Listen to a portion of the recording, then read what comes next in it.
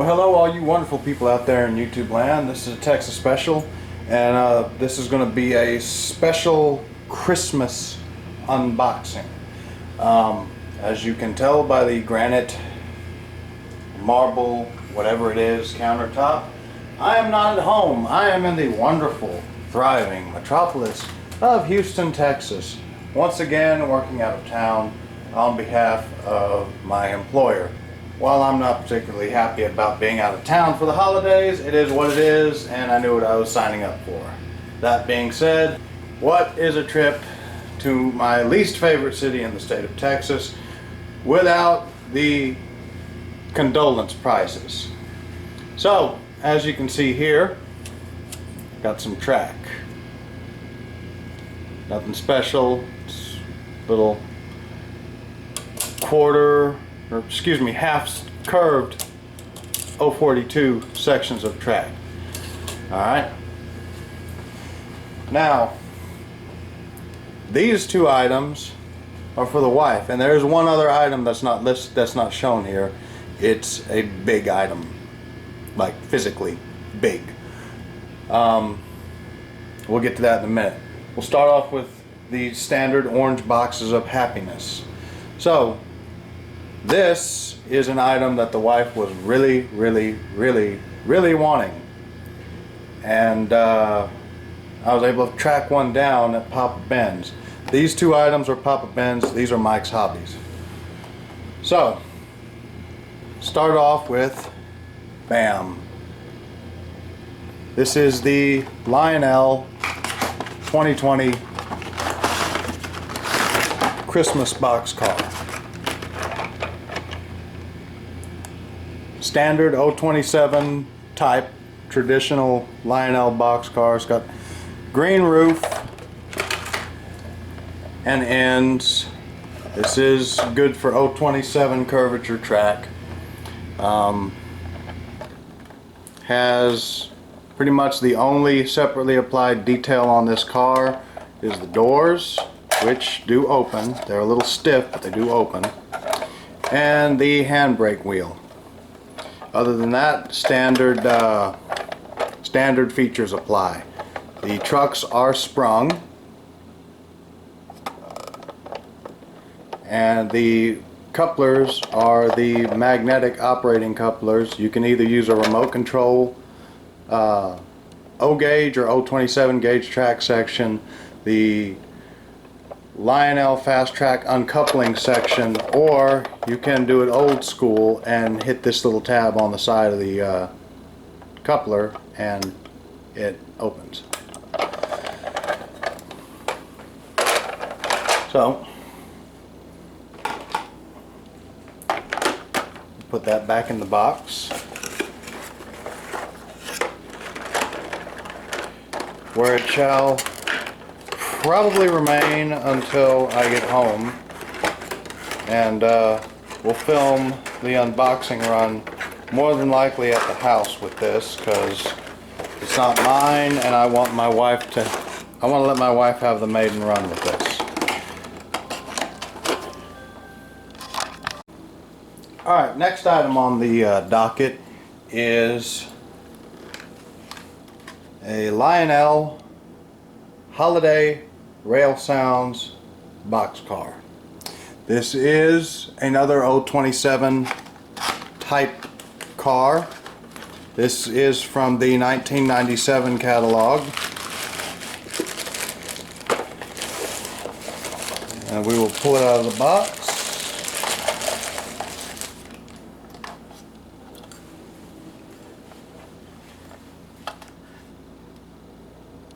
Got a nice silver paint paint job. The ends and roof match. This is not a battery powered car. This does draw power directly from the track, as you can see by the pickup rollers. The brake wheel, hand brake wheel, is separately applied and does spin. The standard magnetic couplers, and of course you can also open it with a little tab here if you so choose. It does have an on-off switch right here, though it's not marked as which one's on, which one's off. You got a volume control screw right here, and the doors do not open because, you know, there's stuff inside. So, but it is a nice little car, and I'm not quite sure what exactly the holiday rail sounds are. But sure I will find out soon enough whenever I get home and let my wife have the inaugural run behind one of her Christmas sets. We'll put this in right side up so that the car is actually orientated properly with the Lionel wording on the front by the cellophane window. Squeeze in all the paperwork.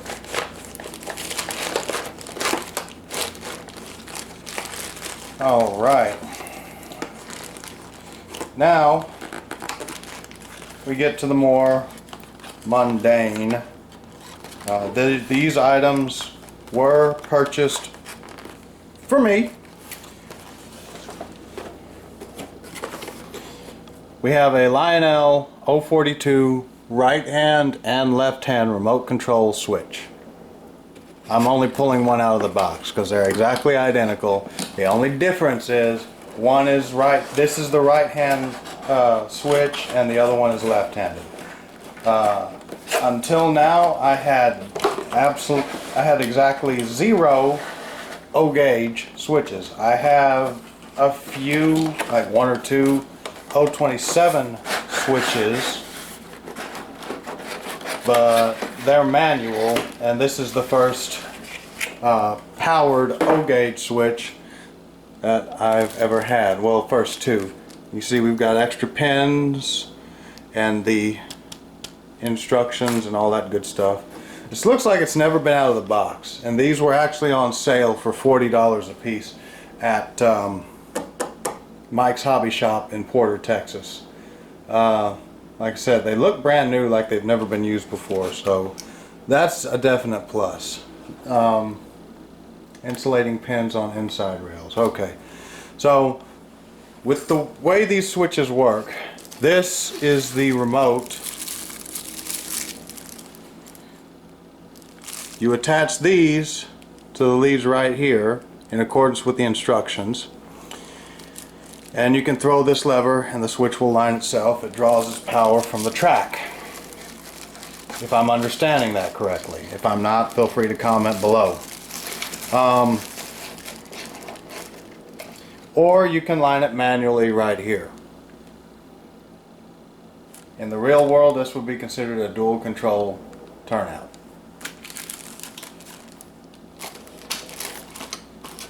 But this is it for the O gauge items. Notice how I said for the O gauge items. There is something else, and like I said, it is a big, physically, not monetarily speaking, but physically, it is a big acquisition. And depending on how well received it is, it might be the beginning of a new foray in model railroading for myself and possibly the wife. Depending on, like I said, how well received it is when I bring it home. She knows about it, it's not exactly a shock, and it was purchased for her. All of the trains in this video were not bought for me, they were bought for my wife. The only thing I purchased, the only thing I splurged on for myself was $80 for these 2 switches, and the like maybe $12, no, like $6 or $7 for those 2 half sections of track. But I'm going to reposition the camera and reset up for the big item. That will be a separate run video. Alright, so this is the final item in the unboxing for this special Christmas unboxing. When I said it was big, I meant it was big, physically. This is a Bachmann Winterland Flyer G-scale electric set. Picked this up for $80. Now the box is in kind of pitiful shape, but all the items inside are in good condition, great operable condition, and everything is in here. So we will very carefully lift this up so y'all can get a good look. This set is a complete ready to run electric train set with a 460 10-wheeler steam locomotive and tender, operating headlight, realistic smoke, speed synchronized steam sound, a boxcar, a gondola with present load, and a passenger car, which it looks like a baggage coach combine car. 6 candy cane stripe crossbucks, she'll be very happy about that. A Santa Claus figure, 32 feet of track. You can build in a 4-foot 3-inch diameter circle or a giant 12 by 6 foot oval. Power pack and instruction manual. So let's take a little closer look at the individual contents of this set. And I mean, I knew G-scale was big. It's been a while since I've played with anything in G-scale, and just, I mean, the size of this box compared to me sitting on the floor, this is definitely not the Lionels I'm used to, but this should be fun either way. So, first of all, I've got to say, sweet baby Jesus. Again, I knew the G-scale was big, and I'm familiar to a limited extent with G-scale, but this thing is massive compared to what I'm used to. Now, O-gauge trains are not tiny by any means, but as I said, this is a whole new area for me. And I'm not a G-scale guy. I have very, very limited experience with G-scale guys. So if there are any G-scale guys that watch this and I get something wrong, I am sorry. I'm trying to figure this out. For the purposes of this video, I'm trying to kind of stumble my way through it. But as you can see, here we have the locomotive. It is decked out in a gorgeous green and red paint scheme with gold trim. Of course, the requisite 1225 for the engine number, North Pole and Southern for the road name. It has a plastic coal load. The rear headlight does work. We'll start with the locomotive from the pilot, work our way back. Alright, so headlight, which does work, it is functional. A dummy uncoupling lever. The train set does have the cars and locomotive are all fitted with knuckle style couplers, but there are also the hook and loop style couplers. I'm not sure if that's the correct terminology. Again, if I'm butchering that, please feel free to comment below. But the hook and loop style couplers you see with like the cheaper like New Bright sets. Separately applied details, lots of hand railings, separately applied hand railings. These I believe are plastic. Try not to press too hard on them for exploratory purposes, but smokestack, a standard tall straight wall smokestack. The bell does move, and you can hear it, it actually has a little striker in there. That's kind of cool. This is the engineer side of the locomotive. You can see the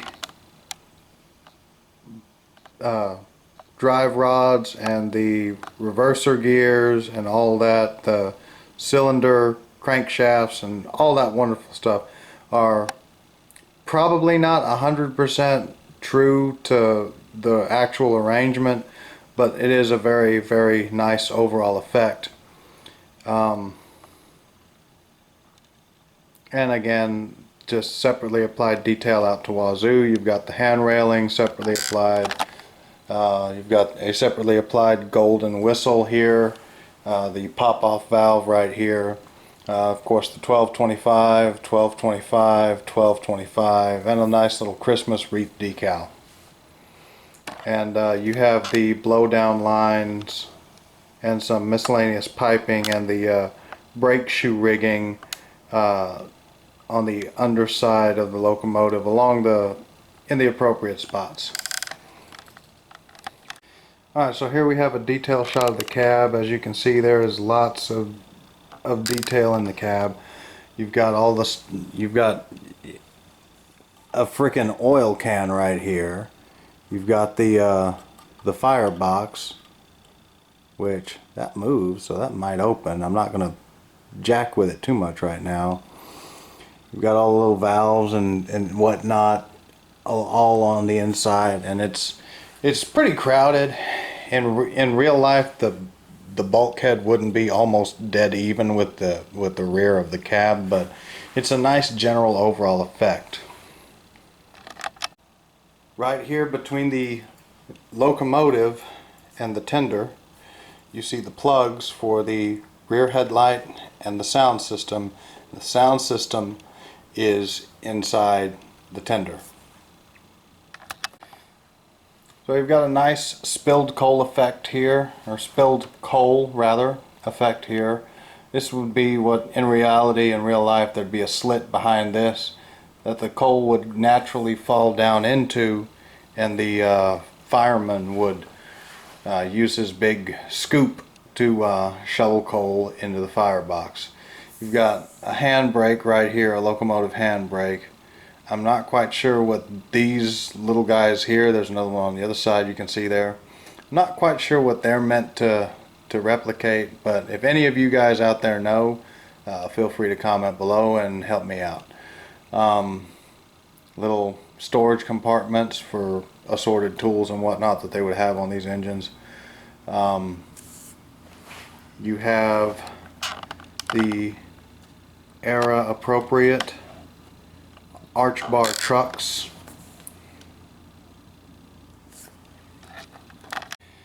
Here on the rear of the tender we see an example of the knuckle style couplers that have been installed on here. So the way these knuckle style couplers work is they automatically close on their own, and then you reach up from underneath and push up and they pop open. You have a simulated uncoupling lever, lots of, well, not lots, but freestanding detail, separately applied freestanding grab irons here, here, and a separately applied ladder detail here. Footboards, hand rung or hand railing rung here, and this is a spot for a 9-volt battery.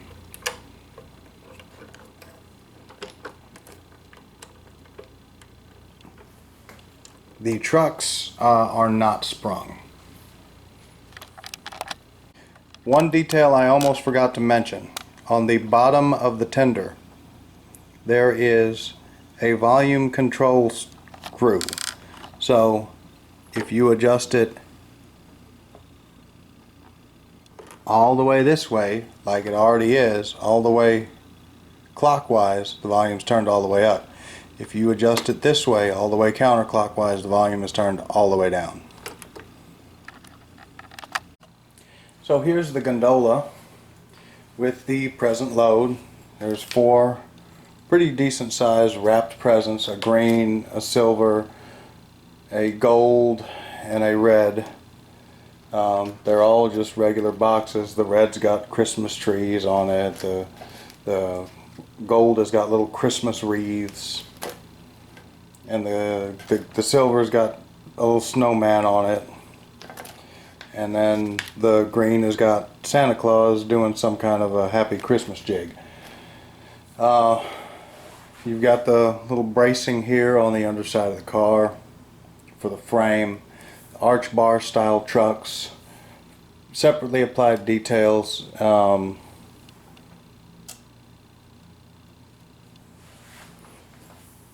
green paint scheme, as you can see here, with icicle type decals toward the top, separately applied rungs and steps, and two little Christmas wreath looking decals with the red candle and a flame burning. Coming around to the end of the car, you see the couplers, the automatic couplers. Again, pretty straightforward. You've got the uncoupling lever, hand rungs or hand irons, whatever you want to call them, separately applied. These are plastic details.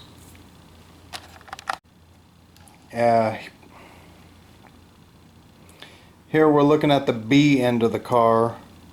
It's got the handbrake. This is a fairly flexible plastic, which is good. Same with the uncoupling lever. It's identical to the B end, to the A end rather. The only difference is there's a handbrake wheel here. Same operating coupler. So looking down into the interior of the car, we see nice wooden floor type detailing. Looking at the underside of the gondola, you see some rather Spartan detailing, but you can see brake rigging here, the air reservoir and triple valve system here. I'm not sure that in reality this type of car would have actually had an air brake system. I could be wrong. I'm not an expert on this particular era of like 1880s to early 1900s.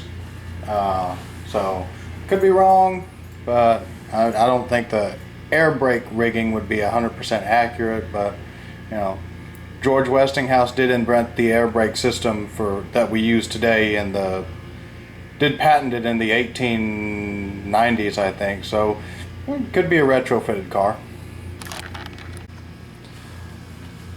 And here we have the box car out of the set.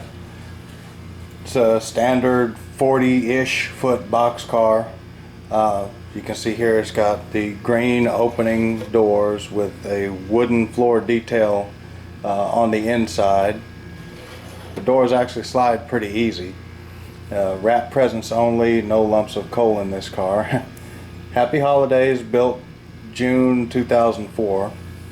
North Pole and Southern, the car number and reporting marks, the load capacity, the empty capacity. It's got a nice contrasting red roof with a green separately applied brakeman's walkway.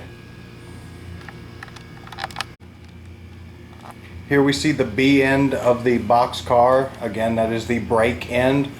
It's got a separately applied plastic handbrake detail, some ladder rung type details, and the automatic coupler. Looking at the A end of the car, again it's the same as the B end, but no handbrake detail.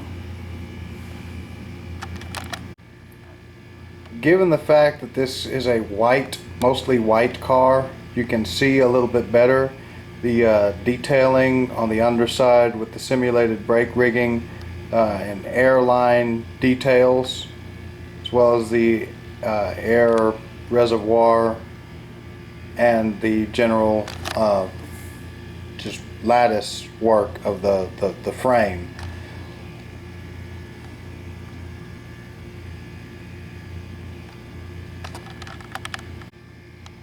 And here's a better view of the roof for anyone that was interested, just for giggly purposes.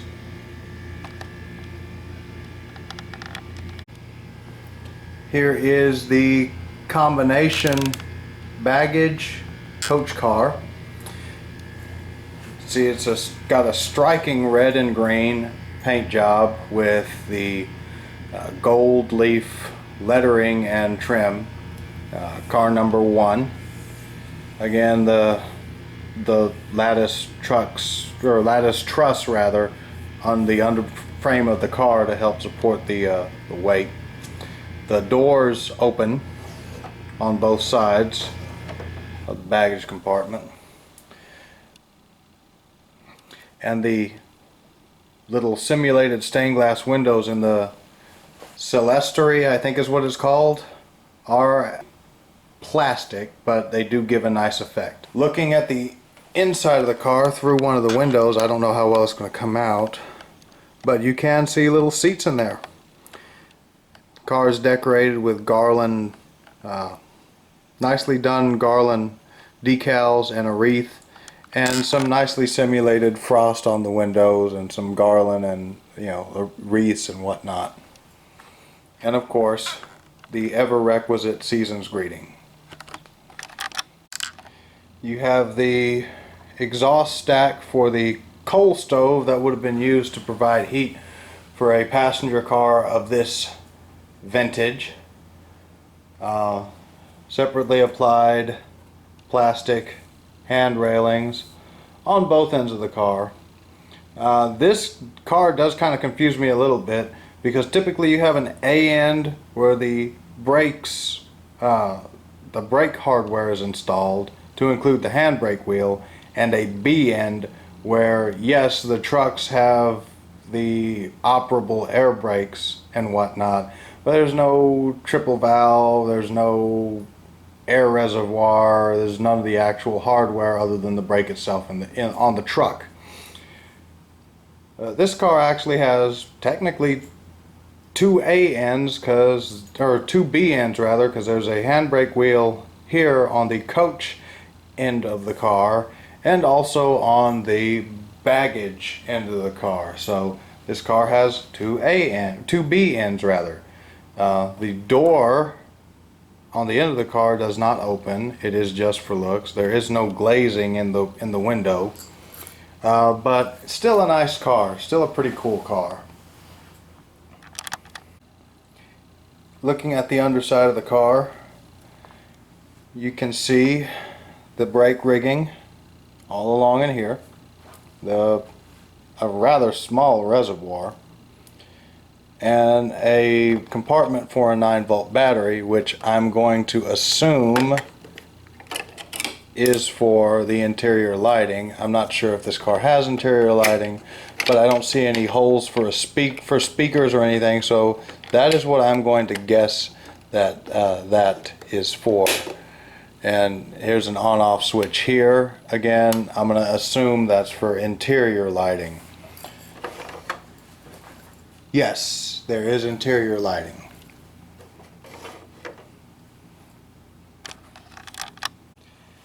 And finally, we'll take a look at the trucks on this car. Both trucks are the same, so I'm not going to look at... They're the same on both sides, on both ends, so we're not going to go looking at both sides of both trucks. We're just going to look at this one side. These are standard variety passenger car trucks from the late 1800s to the very early 1900s. We're talking like 1900 to like 1905, somewhere in that range. They are very well executed. Again, this is from 2004, so it's not going to be crazy loaded, super highly detailed, but it is still a very, very good attempt at the real thing. You can see the brake shoes here and here against the wheel. Almost look like they're touching, but they're not. Springs and leaf springs, and you've got the frictionless bearings right here. Now we're looking at the loose accessories that come with the set, in addition to the trains, the track, and all that wonderful stuff. You actually have, as I mentioned, 6 of these cross bucks, and they come with little snowdrift looking stands. So they just slide in and out. There's a little square peg on the bottom of the post that matches up with a little square hole in the bottom of this, and you just slide it in, and there it stands just like that. And it even stands at a bit of an angle to make it look like it's been blown over somewhat by a snowstorm. Santa's bag of presents is a bag of goodies for all the little girls and boys, which this looks like it needs to be cleaned up because that's styrofoam, little bits of styrofoam that have attached itself to the plastic. And of course, jolly old Saint Nick himself. And he's actually kind of loose, so I mean, like, yeah. But all in all, pretty cool set. Okay, so something that threw me for a loop with this G-scale Bachmann set. Again, very limited experience with G-scale. So this is your track lock-on. In O gauge, this would be considered a lock-on. These are the powered leads, positive and negative. So what you do, pick a space between the ties. From the underside, you press down. You want to press down on these black plastic parts that don't have powered leads. You press down, slide it over,